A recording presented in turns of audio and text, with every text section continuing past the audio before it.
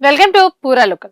పశ్చిమాసియాలో నెలకొన్న ఉద్రిక్త పరిస్థితుల కారణంగా పెట్టుబడిదారులు బంగారం వైపు మొగ్గు చూపుతున్నారు. యుద్ధం కారణంగా ప్రపంచం మొత్తం ఇబ్బందులు పడుతున్న బంగారం, వెండి ధరలు మాత్రం పైకి ఎగబాకుతున్నాయి.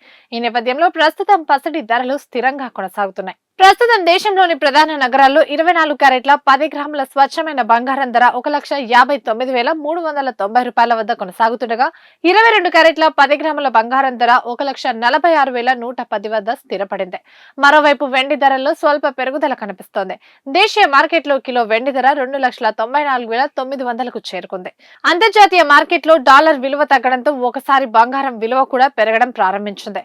ఒకవైపు అంతర్జాతీయ మార్కెట్లో క్రూడ్ ఆయిల్ ధరలు కూడా తగ్గడం డాలర్ విలువ తగ్గడానికి ప్రధాన కారణం అయ్యిందనే చెప్పొచ్చు. మరోవైపు హర్ముజ్ జలసంధి గుండా చమురు నౌకలు కూడా తిరగడం కొనసాగుతోంది. ఈ పరిణామాలు క్రూడ్ ఆయిల్ ధరలను తగ్గించడానికి తోడ్పడ్డాయి. క్రూడ్ ఆయిల్ ధర తగ్గే కొద్దీ ప్రపంచ మార్కెట్లో డాలర్ విలువ తగ్గుతుంది. అప్పుడు బంగారం విలువ కూడా పెరిగే అవకాశం ఉంటుంది.